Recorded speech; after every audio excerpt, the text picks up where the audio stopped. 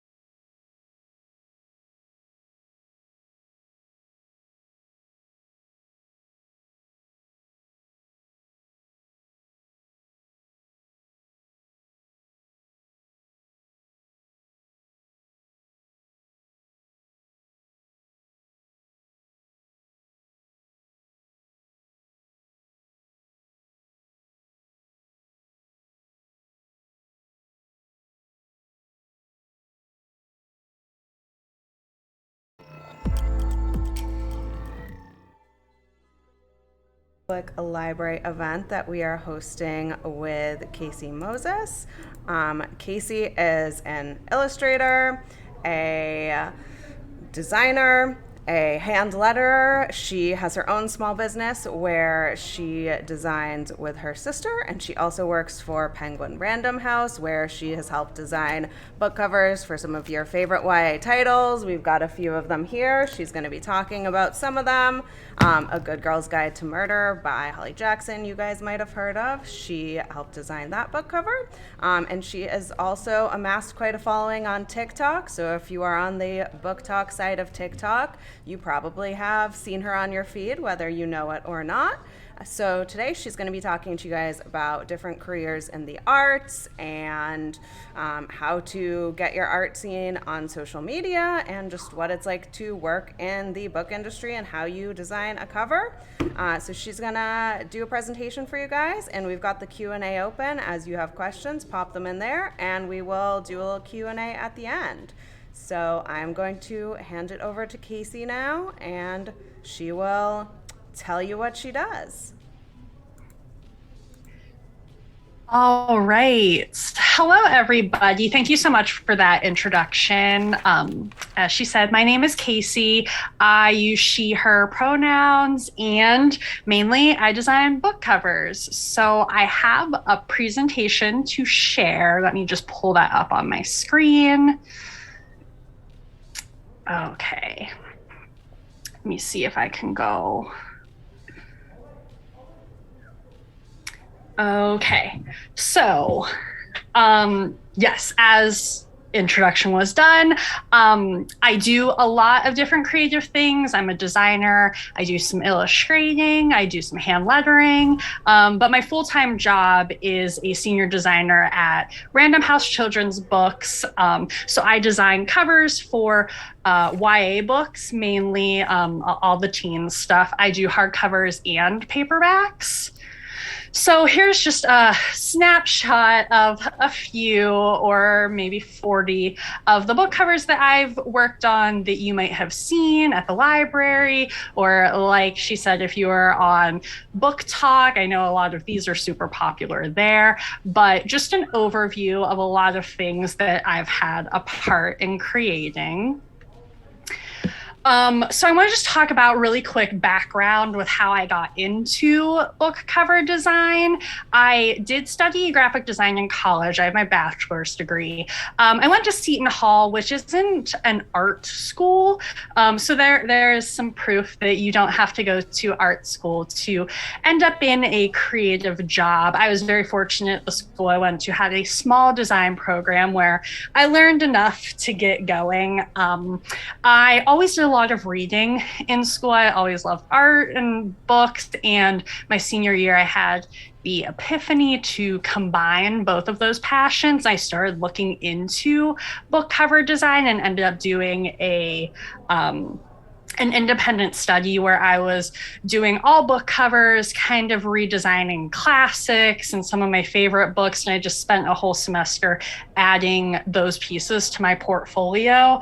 And I, after some research, realized that most publishers like Penguin Random House and some of the other bigger traditional publishers are all based in New York City. So I ended up taking I call it my gap year, to go home and just work. I did a lot of waitressing and bartending, and I had an intro design job where I laid out newspapers, and I kind of just saved up money for a year to go to New York City, where I attended the Columbia Publishing course, which is just like a 6-week crash course on the publishing industry, where they kind of cover how books are made, like all the different jobs you can have, and help you make connections with other people. So while I was there, I was able to apply to jobs and interview around the city, updating my portfolio a lot as I was there. And I ended up landing my first job as an assistant to the executive art director of all of Random House Children's Books. So I worked on a lot of things with her. She mainly worked on picture books, but she oversees everything from picture books up to young adult. So I got a lot of good experience in children's books in general, designing kind of all different age groups. Do I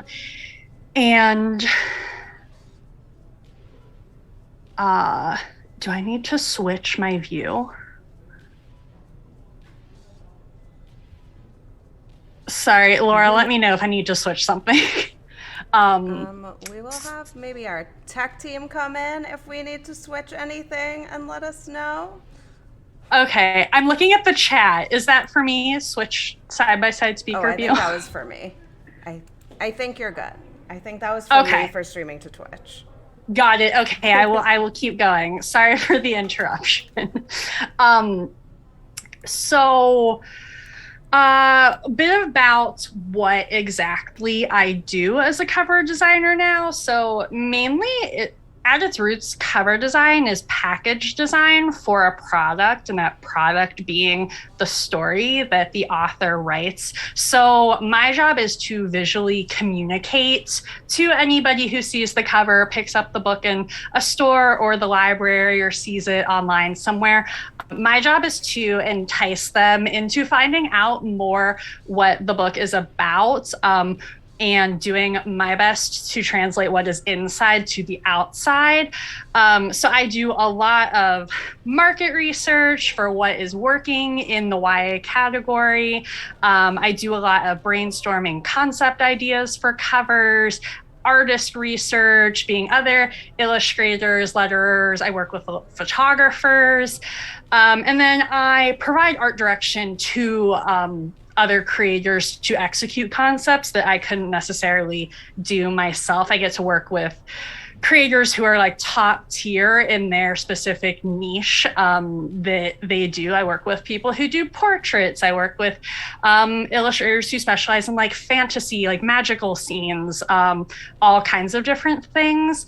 And I also do a lot of stock photo research and Photoshop work for things that are more photographic driven, where we don't do a photo shoot. And then I do a lot of the layout design too, making sure that all of the type we need to get, we have to have the title, the author name, any like tagline or quote. I do a lot of that composing to make sure that everything works together. And I also communicate a lot with other departments within the publishing industry. So I work a lot with the editorial team. The editor of the book is the main person I communicate with, who then communicates with the author. And I work with some other groups, sales, marketing, publicity. The production team helps me get everything to the printer to actually print the books. So it's a little bit of what I do as a cover designer, but I have a lot of examples where we can go through kind of the full process of a couple books.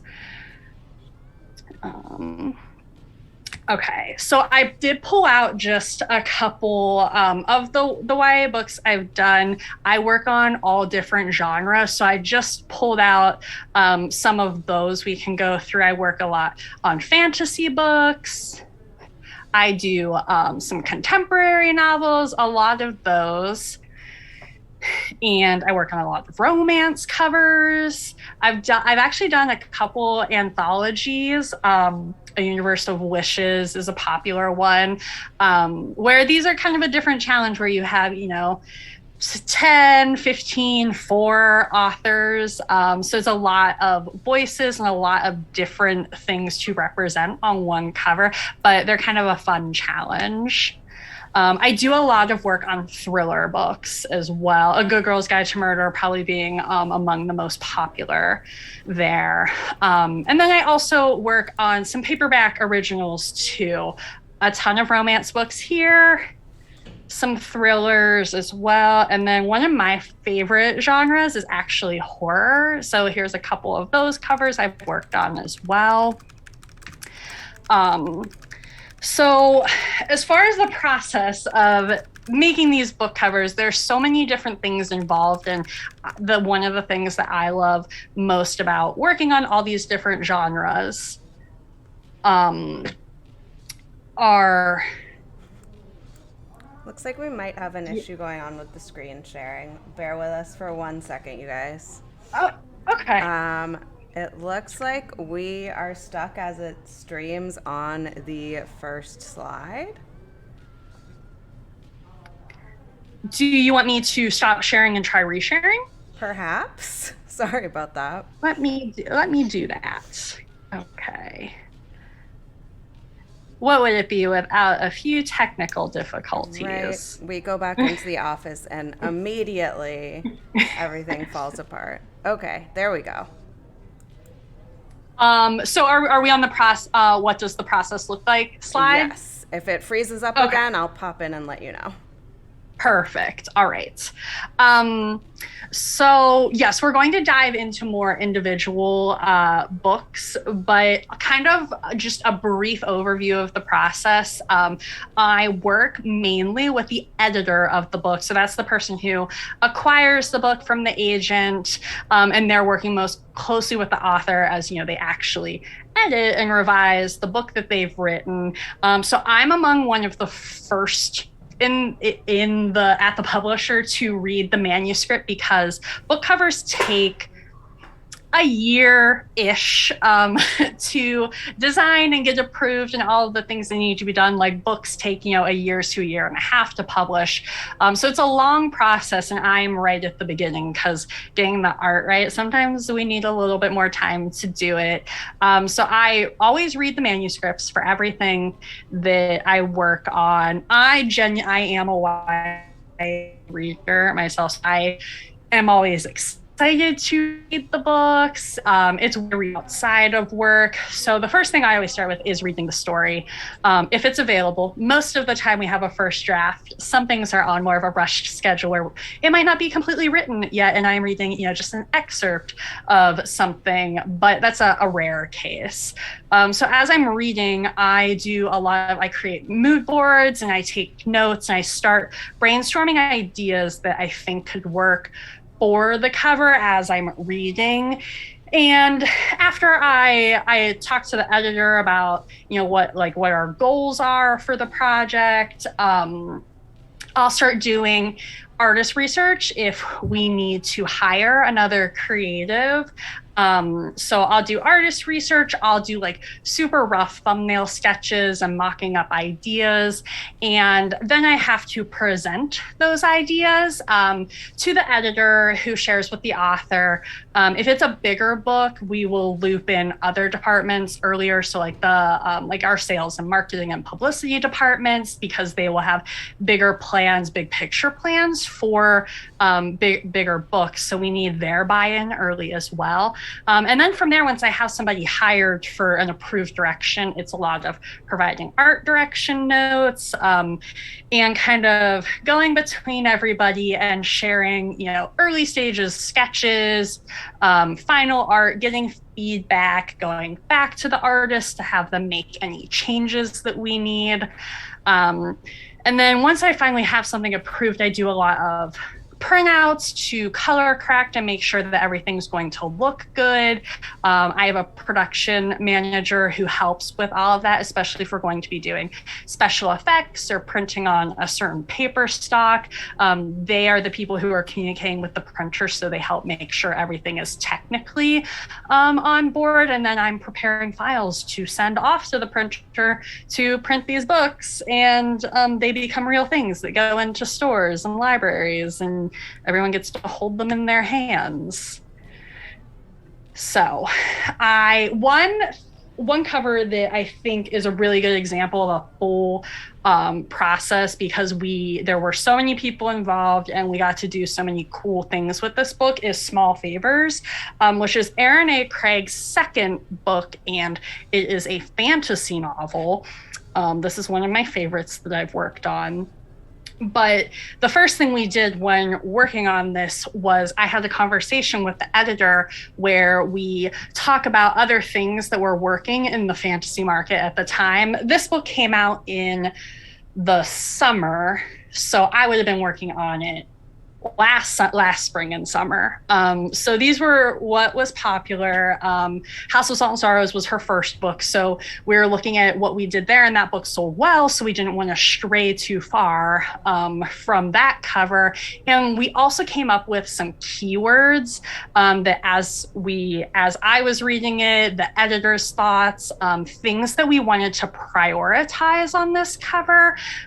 So there is like a bee theme throughout the book. So we were thinking bees and like gold and honey. It's like prairie gothic. So earthy, rustic. And then there's like kind of like monsters in the forest. So we also wanted some kind of creepy haunting element to the story. So from there, I made a mood board that I think encompasses a lot of those things, just so I can put a visual to all of those words. So we are kind of keeping this in mind as we move forward with the cover.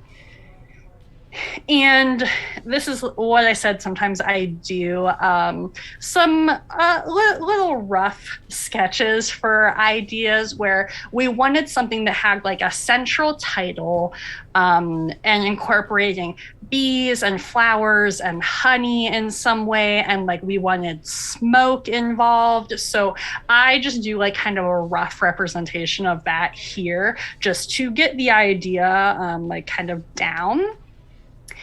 And I did some artist research, and Sean Freeman has a partner. They have a studio, There Studio, and they do a lot of really cool typography work. They do a lot of, you see like the Decemberists there, the Stephen King cover. They work with a lot of books, the music industry, different publications, different advertisements. They do a ton of cool different work, and they do CGI, kind of illustrating and rendering. They do photo shoots. So I thought that this was somebody who could kind of execute what we want, that was like very, we had high expectations on this one, and we needed somebody who could kind of do it all. So we ended up hiring them, and I pulled out some of the images because they did a photo shoot for us. I had to jump on a phone call with them. They're based in the UK, so like the timing was kind of funny to get right. But I pulled out the image on the left is the cover image that we went with, and you can see like the hand there. This involved a lot of dry ice and wildflowers, and of course like they had to get the flowers like the day before so that they were fresh. We had a lot of conversations about what flowers they could buy at their market. So they handled getting all of these props and handling the dry ice, and they did a ton of different shots, as you can see on the right. We had a lot of different colored flowers. We looked at some images that had more smoke in them, some that were more flower heavy, or kind of like the greenery leaves heavy, but like a rough placement for the type 2 in place, because they would ultimately be adding like a CGI honey dripping down, and the bees were also retouched in later. They didn't have live bees on set of their photo shoot. But we ended up here, and one of the things that I think is really cool when we were considering what the market looked like, there were a lot of dark fantasy covers, so a lot of black covers, navy blue. When we looked at like Serpent and Dove and Caraval and House of Salt and Sorrows, everything was very dark. So we thought we loved the idea of contrasting with a lighter cover that still had such like a creepy feeling to it, with the dripping honey and the bees and the smoke. So I think the two ended up sitting together very nicely. And we were able to do a bunch of cool special effects on this cover if you ever get a chance to see it in person. So I kind of pulled out the different layers of things that we did. So the final finish on it is like a velvety soft touch. And then on the middle image, everything that you see that's yellow, we did like a shiny gloss finish on to highlight, some of the honey dripping and the bees and the title and the author name. Those are things that are super important that we wanted to pop out to the reader first. And then a more expensive special effect to do on the far right, we have the everything in red we actually embossed, so it's raised up out of the paper. If you get to hold it and run your hands over it, the title stands out higher than everything else, which I think it turned out super cool on the final package. And we also got to do a really fun end paper printed on the inside. So when you first open up the book, there's this kind of cream stock with this pattern of honeycomb and bees and flowers printed in like a metallic gold ink. And underneath the jacket on the spine, we were able to do some really cool bee art. And this book actually had a Barnes & Noble special edition. So the black spine with the gold foil is the regular edition. And then we were able to reverse it for the Barnes & Noble edition, which is cool if people collect both. The author posts a lot on her Instagram where she has them stacked up like every other, and it kind of looks like a bee to have like the black and yellow spines stacked next to each other. So that's a full package that turned out really cool. And I was able to work with, I had an amazing production person to help kind of get all of these details together. But that's one of the things that we do. I think about the full detail down to what's underneath the jacket that the reader will see. So I have a couple examples to go through. So another one that I think is really popular, that is personally one of my favorite covers as well, is Off the Record by Cameron Garrett. If you haven't read it, I highly recommend you read her books. The illustrator who we hired to do this one is Eric Davila, who has done a lot of YA covers. He's incredibly talented. But when we were looking to hire, so this was like kind of right at the beginning of 2020, right at the beginning of the pandemic. I really loved the cover he did for With the Fire on High. So he immediately came to mind when we were thinking we wanted to show the character on this book. So I pulled together a bunch of his samples, and something different than Small Favors with the with my bad sketches is that I was able to kind of mock up with one of his pieces of art what we were thinking. The story kind of centers around a girl named Josie, who is a teen journalist, and she's uncovering kind of like a Me Too story where there's a lot of people like exposing secrets in Hollywood. The media is heavily involved, people coming forward but not necessarily wanting to be identified. So we were trying to think of a way to play with that like anonymous aspect of it, but also like the pulled from the headlines kind of feel of like being wrapped up in a story like that. So I also pulled some like mood board images, and I was thinking a lot about the Taylor Swift Reputation album, which has some of the same similar themes with the media. And I really liked the way that the typography is going over her face and kind of interacting with her in that way. So we pulled a lot of inspiration from there. And some of he had this darker piece of Lady Gaga that he had illustrated, and then just some more like redacted, secretive feeling images to play with.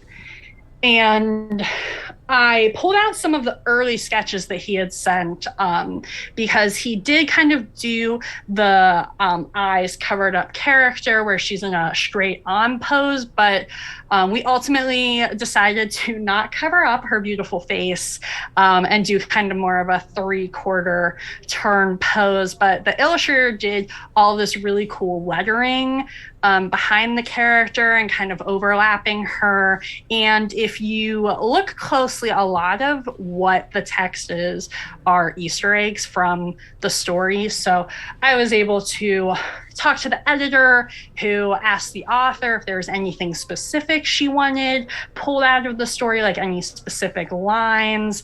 So there's a lot here if you like look at it, like did you sign an NDA? Like all these kind of things that once you read the story are like super intricate details from it that he did such a great job pulling into the cover.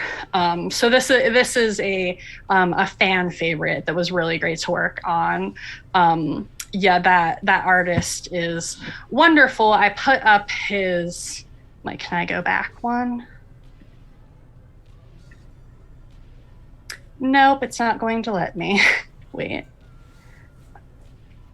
I tried to put his Instagram handle is up there. If you want to check him out, you should follow him on Instagram.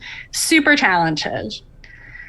But then I also pulled, so along with front covers, sometimes we also get to do cool art for the back cover. So these Casey West covers I've worked on, we were able to do kind of like a spot art and a scene on the back cover of these we put a lot of quotes, praise for previous books on the back, but for Sunkissed, it's a scene that is inside of the glasses on the front cover. And then on this next book that is coming out in summer 22, there is like an RV on the front. So we did a keychain that has like different places from this road trip that they're on.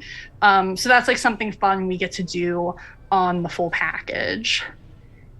And I also do the full series design for some things. I've been working as a designer for YA books for about like 3.5 years. So this is the first full series that I finished for 3 books. There's a couple other things I've done that were 2 books, but it's kind of a challenge sometimes to brainstorm for the future when you don't know what future books will be about, and trying to make something that's going to work and like kind of transfer through different concepts. So with the Good Girl's Guide to Murder, we have the first book, which is kind of like a murder board, like central title, but all of these strings going across the jacket that we kind of carried into the second book centers around. There's a podcast about the crime that takes place in the first book. So we wanted to do something with the headphones, kind of playing up that. And then the third book, the challenge continued to do something that felt like wrapping around the whole cover. But there is a killer that like kidnaps and duct tapes people that's like relevant in the third one. So we decided to go with duct tape for book 3, and we were able to carry out like a central title, keeping the author name in the same place, and then something at the top, whether it be like the blurb or calling back to the first book, to kind of make these cohesive and stay in like that thriller red, black, white, gray color palette. And then the fun thing about these covers is if you ever get the hardcover in your hands, or the paperback too, it works, but the whole thing is connected. We actually did a photo shoot and shot it all as one piece. So it was a real murder board that we built out in the photographer's studio, and I was able to plan where all of the type would go. So here's a picture from the photo shoot. Christine Blackburn is the photographer. I put her Instagram there, but she's super creative and awesome. And so essentially, like, I was ripping up this paper that we had printed the title on and kind of stitching it together, and she was building out this full murder board in her studio for the full wrap of the jacket. Wait, hold on. I think we have, sorry, we have some lag time.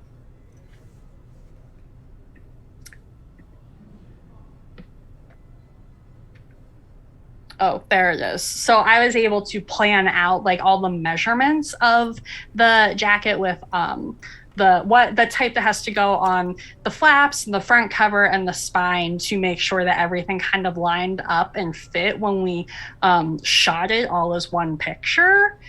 And I pulled up the full wraps here. For book 2, the same thing, where we kind of have like a full cohesive wrap around the whole thing. And the same for book 3.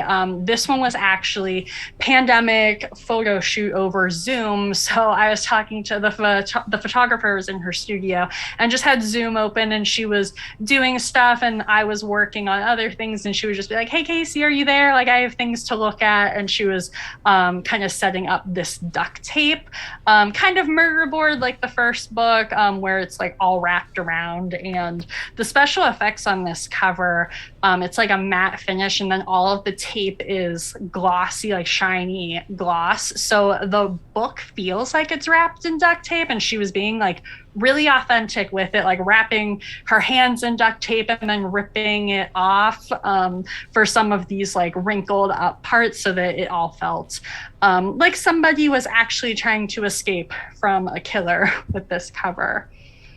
And then in the thriller vein, something that I also do, we have a lot of killed directions that never see the light of day. A lot of cover ideas.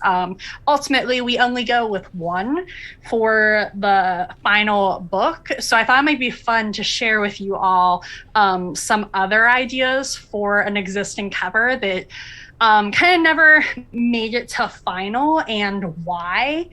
And something that I've mentioned that's super important that we always consider is what other books in the genre that are working and selling well, what do those look like? So these are all cover directions for The Ivies by Alexa Dunn. And at the time, One of Us is Lying and A Good Girl's Guide to Murder were two thrillers that were working very well. So we were considering those as we worked on this one. And it's kind of like a boarding school thriller with the hook is that there's like an admissions scandal. So like kind of cheating on tests, all these girls trying to get into Ivy League schools. So we wanted to we looked at playing up more of like the Gossip Girl, Mean Girl aspect of the story with something showing a girl or something more iconic to signal at like the preppy, like Blair Waldorf look with the headband or a scrunchie or a hair bow or something. And then we also wanted to explore more of the school element of it, like the test taking and cheating, which is how we landed on pencils. So you can see in the bottom row there, I tried a couple different things, and we ended up going with the pencils. This one on the far left is actually taken here in this room on my iPhone. I just took some pencils and like shoved them through a piece of paper. But iPhone quality does not really work for printing book covers. So Christine Blackburn, who did A Good Girl's Guide to Murder, also shot this one. So she picked up some notebook paper and pencils, and she did a bunch of different things and was able to crinkle the paper up differently and add some blood and do things like breaking the pencils and erasing on the paper. She tried a bunch of different things, and we ended up with the one in the middle, but we felt like something was still off. We're constantly changing, making changes to things, and sometimes it's just a color change. So you can see in the final version, we ended up going with like a navy pencil instead, because we thought it felt more of the boarding school kind of uniform color palette that like might feel a little more sophisticated, less like primary school with the yellow pencil. So we're constantly changing things when we think they're final. And then some other cool things that I get to do is a lot of hand lettering on covers. So I pulled out some examples of those. I did the hand lettering for Kisses and Croissants. If you follow me on TikTok, you might have seen this one. I did kind of like a process video on, but we commissioned this adorable art from Carolina Melise, and it's an adorable Vespa, but we wanted like kind of a simplified background. So we had so much room to play with the type that I was able to I tried a couple set type versions and then decided to go with hand lettering. And as you can see here, I sketched a couple different layouts and styles of lettering before landing on the lockup that we ended up with. So for the final, I cleaned up all the lettering to make sure everything's smooth, and try a couple different colors, landing on red and I also do some lettering for I did not design any of these covers, but I've worked with other designers and art directors on some of these. Hand lettering sometimes is just something that feels, gives something more of like a human element, a human touch, if you will. So sometimes it's just messy handwriting. Sometimes it's like more realized letter forms. But here's just a couple things that I've done. John Cena's name on his picture book is one of the more random ones. But yeah, some middle grade books, some picture books, some other YA books. And we go to the next page. Another thing that designers do that I don't do, I don't really do anymore, but I did earlier on in my career, but other publishers have people who design the cover and also set the interior. So I pulled some of those out. So this is the person who actually sets the whole, the manuscript, all the pages, the chapter openers, the headers, any little art detail, and it's kind of all to make sure that it ties into the cover with the title type. Everything has to be black and white on the inside usually, but I've done some middle grade and then also some YA books too, and there'll be fun things like table of contents. And this book actually had recipes at the end of it, so I was able to do this cool like salmon taco little like illustration pattern. And then the thing that is so super important to my job that we wanted to touch on is social media. So as mentioned before, I am on TikTok and Instagram. This is supposed to say Instagram. I'm at the bookcase on Instagram and at Casey Moses on TikTok. But one of the things that I don't think people realize sometimes is how important social media is and why it is becoming absolutely vital to the publishing industry with the marketing of books, especially in the last 2 years. TikTok has put some books on the bestseller list that are 10 years old or kept newer things there longer. And it's just a new place where readers can get together and talk about books, but there's also more practical uses for it work-wise. If you are a creator, it's a free portfolio, especially if websites can be expensive and upkeep of a website can be hard. And social media is just exposure, and like you never know what can go viral for on any given day for any given reason. So there can be some easy exposure. I personally use Instagram and TikTok.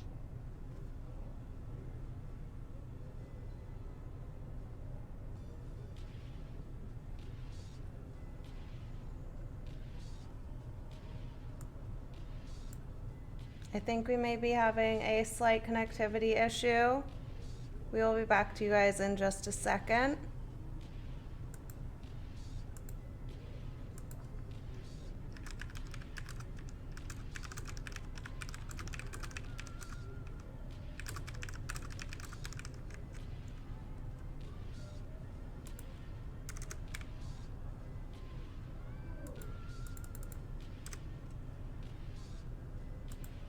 All right, it looks like Casey may have dropped out on us, you guys. We will be getting her right back in. Please bear with us. We apologize for the tech issues. And while we are getting her back on, you guys can feel free to start thinking about some questions that you might have for her about designing books, about how you can build up a career in the arts, anything like that. If you have questions about like how to get a big following on TikTok, what her big break was there. I'm sure she'd be happy to answer those for you guys too. And we'd also love to hear what some of your favorite book covers are.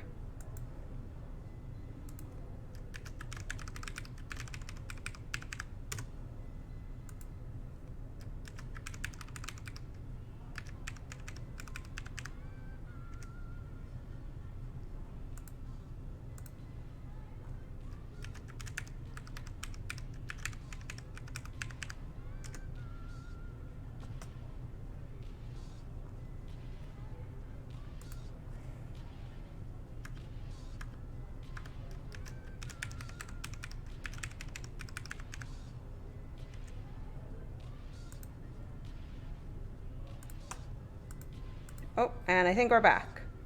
I am back. Okay. We are back for you guys. Sorry about that. It is our first virtual event in a while, so we're kind of shaking off the dust too. Oh, right. I don't know where I cut out. I feel like I was in the middle of talking about social media. Do you recall where we cut out? Just about to like get into more of the specifics about TikTok. Okay. Let me share.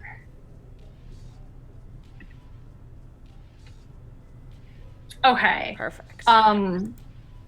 So I'm kind of going to start from the beginning on this one, with why social media is important, specifically when it comes to books. It's becoming so important to publishers for the marketing of books, and readers are finding, I think, more of a community, especially on TikTok. But the specific ways that I use Instagram and TikTok. Instagram, for one, allows you to statically share your portfolio and things that you've worked on if you're a creator or an artist. They're trying to go more video with the reels, but I still find a lot of people and a lot of artists especially are using it to like statically post their artwork. And I use it every day to find artists to work with. I showed this snapshot earlier of a bunch of covers that I've worked on. There's about 40 book covers here.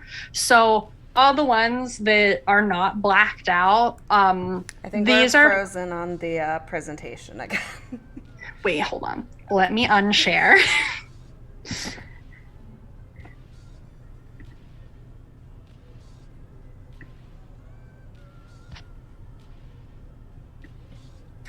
Stop sharing.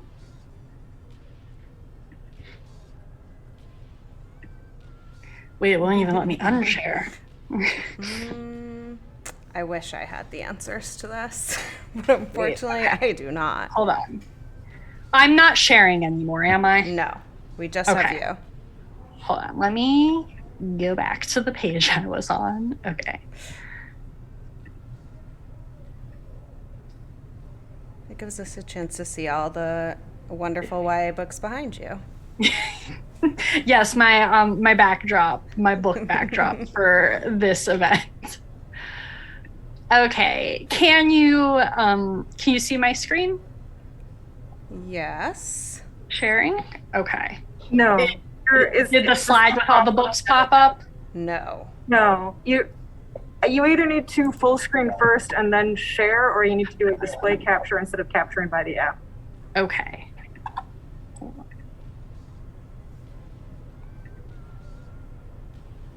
Okay, there we is go. It showing now? Yes. Okay. So, why I use Instagram at work mostly, so all these books here, we have like 40 different covers. All of these ones that are not blacked out, these are all done by artists that I followed on Instagram. So as a millennial, it's the main way that I find people to work on book covers. Instagram mostly, sometimes Pinterest. I'm trying to find more artists on TikTok. I would love to work with someone I find on TikTok, but for now, mostly Instagram is how I'm finding artists, and it's such an easy way to connect with people and network with them. It's also easier for messaging. I get a lot of artists reaching out to me that want to work on book covers, or designers looking for advice. But I also like interacting with other readers in the way of like doing polls and like asking what people like about book covers. I think it's a great space for that, whereas TikTok is a little bit more candid, but I feel like the community building there is kind of easier with comments seem to be more conversational. People can do like the duet and stitching of other videos where it feels like communicating more with people and not just liking a post and moving on. But I use TikTok for the same things. Especially identifying things that are trending and popular. I feel like things that are popular on TikTok, on BookTok, different books are popular on Bookstagram, and I think it's funny the audiences of both and which books are more popular in which places. But TikTok, I also network a ton. I share a lot more process on TikTok just because it's so much easier to make video content there, and it doesn't have to be super polished. That I share a lot of kind of what I shared here with design process and behind the scenes things that I think a lot of people really respond to more, and ask questions and tell me that they want to get into book design too, or illustrating. I feel like TikTok is the place to have those conversations.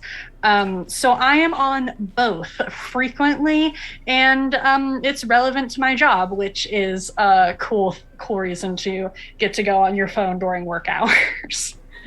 But yes, that's kind of everything I have. Also, personal note, illustration, like as far as sharing your work and getting out there, I have done some illustration work for other publishers. I've done some stuff for Epic Reads, which is HarperCollins, but a lot of brands use art on their social media. So I've done a lot of bookish illustrations for their Instagram, and I did this full different color book stacks for all of their books in different colors, which is super fun. But that is just proof of putting yourself out there. And I was just doing a lot of these book stack illustrations, and they reached out to me to do these. So it's like a cool step away from just the cover design stuff within the book world, doing more of the illustration lettering end of it. But yes, if there are any questions that people have asked, Awesome. I am happy to answer. Let me pop back on a video here for you guys. Awesome. So if you guys have any questions, you can pop them in the chat.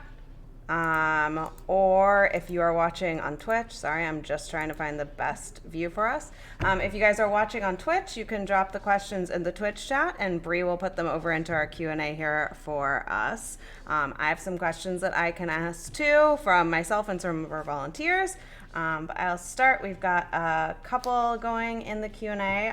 So our first one, we have a student who wants to create some mock book cover designs for their portfolio, but wants to know like what types of books they should include, like older books that they already like, or is it better to use newer books or books that are really, really popular so people know? Like, do you have any advice on that? So I always tell people, like, blanket statement across the board with your portfolio is to put work into it that you want to be paid to do. So as far as working on like faux book covers for your portfolio, I would say do whatever kinds of books you want to ultimately be working on. So I wanted to go into children's books, especially YA. So a lot of things in my portfolio were tailored to that. Like I didn't have anything that was like an adult book. But I did have some classics just because I feel like there's so much material out there. And like, if you already know the story, it makes it a little bit easier for you to brainstorm ideas as opposed to something you haven't read. So I remember doing, like I did fairy tales when I was in college for my portfolio. And then I did some like more classic books that we had to read in high school just because they were fresher in my mind. So I would say whatever you feel most passionate about working on that you ultimately want to design, redo some of those, or even make up your own like within that genre if you really want to do like adult fantasy. That's the best part about it. You can kind of make it whatever you want it to be, and there's endless examples of things out there. Are there specific softwares or websites that you suggest they start getting familiar with now?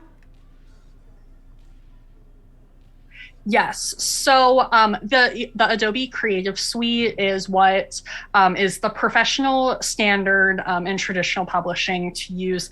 We do layout for all of our book covers and book jackets for printing in InDesign, and then most artists do their artwork in Photoshop. So almost everything is digital. We very rarely, in older age categories, work with anybody who does fine art. I feel like that's more of a picture book realm where we have to scan in actual pieces of art. So becoming very familiar with Photoshop and InDesign, I would say, are the main two. InDesign is best for type layout, whereas Photoshop, setting type in Photoshop because it's a vector, it's a raster-based program, things can get pixelated. So I think it's best to learn setting type in InDesign and placing Photoshop art there. And then we have a few here and there we'll work with somebody who makes their art in Illustrator. But I would say that's like the third tier down. And we also work with a lot of artists who use an iPad Pro and work in Procreate, but you can export Photoshop files from there. So those are all of the programs that I kind of use every day. Awesome. We've got another one. Someone wants to know what inspired you to kind of start that project independent study where you were doing book design and then fully getting into it. Okay, so I graduated college in 2015 and I played Division I softball. So we were constantly traveling and like my homework was like watercolor homework or like something like in Illustrator on my laptop where it was harder to work on the road. So most of the time I was reading, bringing books with me and reading. And I was having like my epiphany moment of what I wanted to do after college, but because it was 2015, like we were just entering or like we were heavy into Facebook ad era where just everything that professors were telling us was that you're going to end up doing Facebook ads, like that's going to be your job. And I was like, I refuse to do Facebook ads. So I started looking into, I was like one day like reading a book and I was like, oh, I really like this cover, and I like opened it up and looked at the copyright page and was like, oh, like someone designs this and like someone created this art. So I started looking at like all the books on my shelf. I started taking them off, taking the jackets off, looking at who did the art, looking at people on like LinkedIn, like people who I now work with. I'm like, in 2015, they had a Casey Moses viewed your profile probably, and they were like, who is that girl? But yeah, it was kind of just like these things I was already passionate about, and like figuring out that, oh, like somebody does this job. There are actual people that do this for a living. So that's what prompted me to look into book design, and immediately I was like, oh, I need to get things in my portfolio that are more geared towards that. Awesome. You talked about some artists that you've worked with. I agree that with the Fire on High, like the art on that cover is so good. But are there any other book cover artists whose work like inspires your own illustration or who you really want to work with in the future? I know this is a hard one, like off the bat. It is a hard one. I have like so many favorites. Honestly, if you go to my Instagram and just like look at the people I follow, so many artists. If you're ever looking for more artists, go look at who I follow. But I worked with Anna Hard a lot. We've done a couple covers together, and she has like a really like cute romance pastel palette that's like my personal like preference, like what I really like. And she does some hand lettering. Jill DeHaan does beautiful hand lettering that I really like. She did Sunkissed hand lettering for me by Casey West. And like I just honestly like Eric Davila did with The Fire on High and Off the Record with me. And he is just someone who's so awesome to work with creatively that I love working with him. We're working on another book cover together right now, which is like part of it. I get to work with just really awesome people from all over the world, all different backgrounds that all bring something different to the table, which is like the really cool creative part of it. Yes, I have too many favorites to name. Kind of going off of that, I'm sure your favorite covers are always, I'm sure, like the ones you've most recently been working on, but do you have any specific favorites either among your own or just covers that you didn't work on that you're obsessed with? I do. Okay, wait. I'm like, and it's right here so I can access it. Oh yes, that one's so good. First of all, I love Tiffany Jackson. I will read anything that she writes. But I remember like seeing this cover when it when the cover was revealed, and I was like, how did she get away with the title so small? Like there's so much negative space that it's such an impactful cover with this beautiful girl on it, and like the gold foil even like on the finished one. The art on this is by Rochelle Baker, and then Erin Fitzsimmons, who she's an art director at HarperCollins, designed it. This is one I always point to as like one of my favorites, just because it's like sometimes things are so hard to get approved. So for something to be like so impactful, where it's like the title isn't just like huge and taking up half the cover, it's such a beautiful design. So that's one of my favorites. I'm like, I could go Legendborn. I really love the Legendborn cover, which also the sequel I think just got revealed. Like it's one of my favorite fantasies. I'm like everything behind me. I'm like, go on my Instagram. I post a lot of books there. Perfect. I never thought about that before. I like love that Tiffany D. Jackson cover, and I've never thought about how small the title is. But you're right. I think we're frozen. Oh, we're frozen. I can still hear you. So as long as everyone can still hear us. I can hear you. There we go. Okay, we're back. Okay. I would be really interested in knowing, I'm sure the trends are different between YA genres, but what are some upcoming trends that you think we're going to start seeing in covers? I think that romance books are going to move out of the pastel color palette.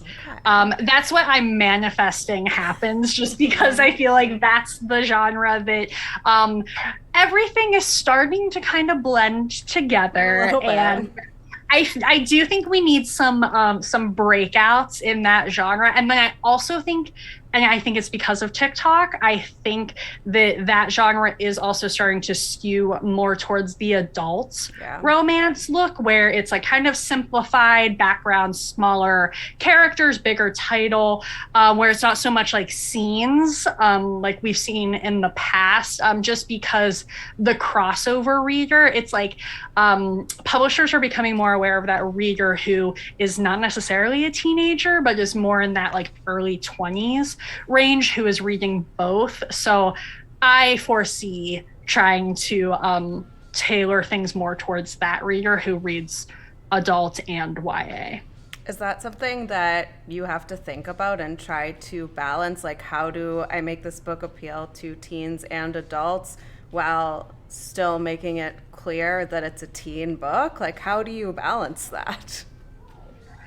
Yes, it's it is hard to balance, but it's it's definitely always part of the conversation is who is the reader of this book, especially when we have authors that write adult books Yeah. and YA books.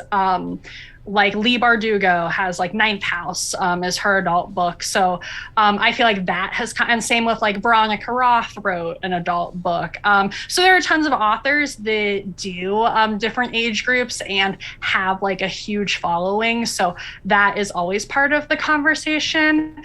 I think what we try to do is like always like in design, I feel like I'm always like the teenagers need to look like teenagers, like they can't look like adults. So that's something that we're always conscious of, like not making characters look too young and not making them look too old, and like authentically 15 years old or It's whatever not Riverdale on the cover. Yeah. It's not like TV. Yes. If you could do like an anniversary redesign or like a special edition redesign for any young adult book, do you have a dream book that you would like love to make an official cover for? Everything on the shelf. You know what I did? It's probably like deep in my Instagram, but I redid the cover for The Perks of Being a Wallflower. Which is like, I did it just as like a fun project for me, but that was like one of my favorite books when I was, in middle school. That it has that, like the green cover is iconic, and I don't think they've done an anniversary edition of it. But I did a version that like has a character on it with like hand lettering and something that feels more contemporary, because I think that book came out in the 90s. Which like cover design looked very different then. The YA in general was very different then than it is now. But that is one that I'm like, I feel like that book deserves an anniversary edition. Yeah, it does. Yeah. It's still very popular amongst the readers, but definitely like the cover doesn't pop as much against what we have now. Do you remember the first time that you saw a book that you worked on out like in the wild and what that was like? No. Yes. So the very first cover that I did, I'm like, well, let me see if I have it here. It's a smaller book. No, I do not. Oh, I do have it here. It's called Nick and June Were Here. I actually did like a photo shoot in the office with it because it didn't have a huge budget. But this was the very first cover. I was still an assistant, and I somehow let someone convince somebody to let me try to do a cover design. Like I was very much always trying to help the YA design team. It was what I wanted to do, and they had some overflow projects that they were like, "Oh, you can help us design one of these YA titles." So I saw it in there was an indie bookstore in Jersey City where I was living at the time, and I was like kind of shocked that they had it, because indie bookstores tend to have like smaller amounts of books on hand. But it was 2018, I think it came out, and it was the first cover that I had worked on, and it was very surreal seeing it in the store. I was like, oh, I feel like this is kind of like a taste of what the author feels when they get to hold, like sometimes authors take 10 years to write a book or something, and then when it's finally a real thing that people can hold, it's a very surreal feeling. I think for like all the people in publishing who work on a book, when it's finally a real thing, when you've been looking at it on a screen for like a year, it's a cool moment. Yeah, for sure. You guys can keep dropping questions if you have them. I will keep going. How many books do you work on at one time, talking about them having overflow? So I work on hardcovers, and then I also work on a paperback original program. So at any given time, I'm usually working on like 6 to 10 books, kind of depending. Some, I feel like fall is sometimes like a heavier publishing time than like, say like the beginning, like spring, the beginning of the year. Not too many books I feel like publish in January. But so it's kind of, we divide it into different like seasons. We have a spring, summer, and fall. So yeah, I would say like the most I've worked on at one time was probably like 12, but I feel like usually like between 6 and 10. That's still a lot to like keep straight in your head. It is, which is why we love project management systems that keep track of dates and all. It's also sometimes like I'm starting covers for one span while working on like jackets from the one before, which have to go through like our copy editors have to make sure there's no errors on everything. So we're always working on different stages of books at the same time for like a whole year.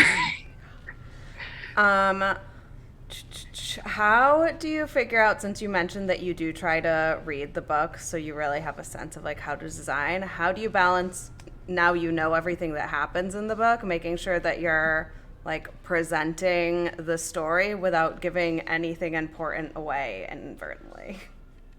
Yes. So I always talk with the editor and the author too to make sure that if there is a big reveal of something, that we're not spoiling anything on the cover. If anything, like sometimes there'll be like small details that are on like the flap or the back cover that are like meaningless at the beginning, but after you read it, you're like, oh, that's cool.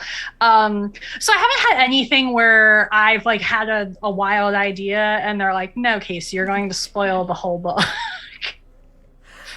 Also, this is, also a question for librarians, but as someone who loves reading young adult books and loves doing art where it's like your job, but also something that you're doing outside of work, especially now as we've been working from home, how do you balance like drawing the lines between the parts of your life? It's hard sometimes, especially like being on social media, and sometimes the books that like friends and people want to talk to me about are ones that I've worked on. I haven't gotten sick of them yet. I feel like I will draw more boundaries if I become sick of something, or I've started to read more adult books in the last like 2 years. So that sometimes if I'm like YA overload, I will switch and read like an adult fantasy book, which tends to be very different than YA fantasy. So I'm just like constantly switching up what I'm reading. And I've also started to read more nonfiction too. So my reading is broadened beyond YA. Whereas I feel like when I was younger, like when I was 22, 23, like just starting out, I was like YA all day. But I think as I've gotten older, I've branched out a bit. Awesome. One book that you mentioned that we haven't talked about a ton yet is Universe of Wishes, and like designing for short story collections. Can you talk a little bit more about how to design for a book where there's so many different things going on? Yes. So I did put in my anthology section that A Universe of Wishes is unique in the way where it's science fiction and fantasy by a group of diverse authors, and that's kind of the only tying element. Whereas like I worked on It's a Whole Spiel, which is all by Jewish authors, so that was like the uniting theme of that book. But like literally every story in A Universe of Wishes is different. Totally different. So we approached it in a way where we hired, the artist is Cat Fat, who is amazing. He's done some other book covers, The Inheritance Games. Ooh. He's done that series too. He does just really cool typography and like iconography. So we went to him thinking, I was like, okay, there's probably like an object. Oh, I think we might have lost the connection again. 1 second, you guys. Hopefully we'll come right back. You can take a look at the cover while we do. If not, give us 30 seconds to hopefully fix this. I will show you guys some covers while we wait for Casey to hopefully hop back on. So we talked about A Universe of Wishes. This is the anthology that she has helped design the cover for. Lots of authors that you guys might love are in this. We have Danielle Clayton, who is one of my favorites. She wrote The Bells, which is a fantastic, like, fantasy, slightly dystopian duology. If you guys like fantasy, you should definitely check that out. Libba Bray is in this. If you guys read the Diviners series, which was really popular a few years ago. Anne Marie McLemore, who writes kind of magical realism. So there's a lot of cool stuff in here if you like fantasy or science fiction. And it is through the We Need Diverse Books publication group.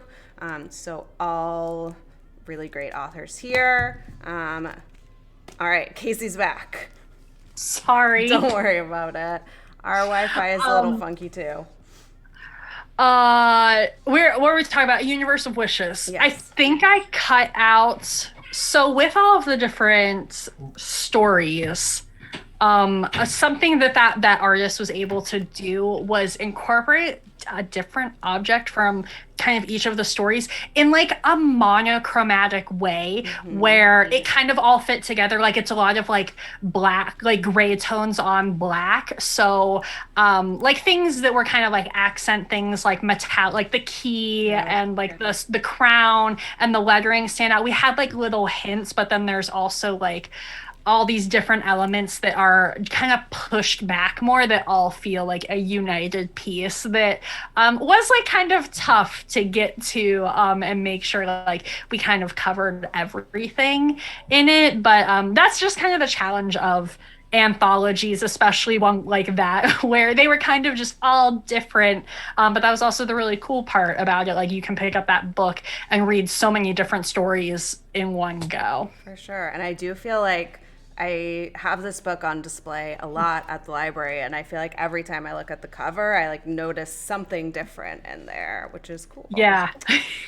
I think the last question that we've got for today is how I like to end all of our presentations, which is, what is the best advice you have for any teens who are into the arts and are looking to either specifically go into the publishing industry, illustration or book covers, or just like to find a different type of career in the arts? I know it's a big question. So the thing that I think was always like such a cliche that I was told growing up is that like you don't want to be a starving artist. Like there's just this perpetuated idea that creative people don't have a solid future. It's hard to get a job when, especially as we move like more into the digital era, like there are more creative jobs out there, like now more than ever. Like I work with so many artists that do book covers, but then they also do so many other things, especially like with people needing digital content. Like there's like kind of an endless amount of creative things that you can get into. And like there is a place for you. And like if you are very passionate about something, there is somebody out there who will pay you to do it. Everything is like always evolving, where it's like, you know, the creative field isn't just, I feel like growing up, people are like, what, you're just going to do paintings? Like you can't, that's not a job. Where it's like, there's so many other things you can do if you're a creative person.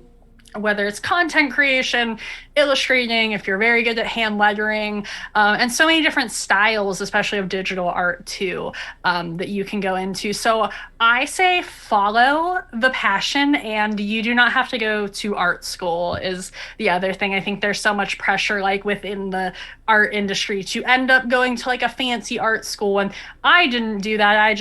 I started out as a business major and ended up learning design. And then my last piece of advice is that you can Google it. Anything you want to do, you can Google it and probably find somebody else who's doing it or can tell you how to do it. Like there are just endless ways to learn how to do things and pick up new skills.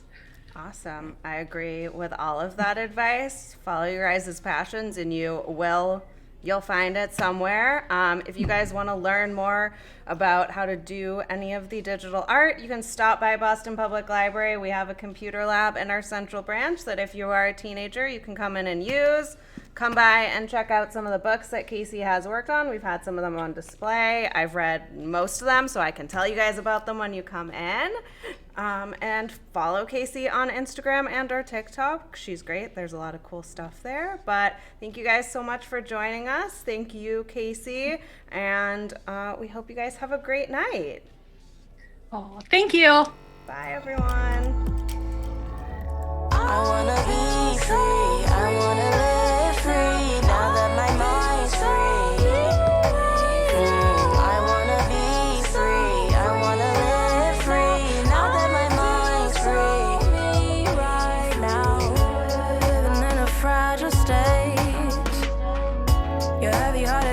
minded, gotta carry the weight.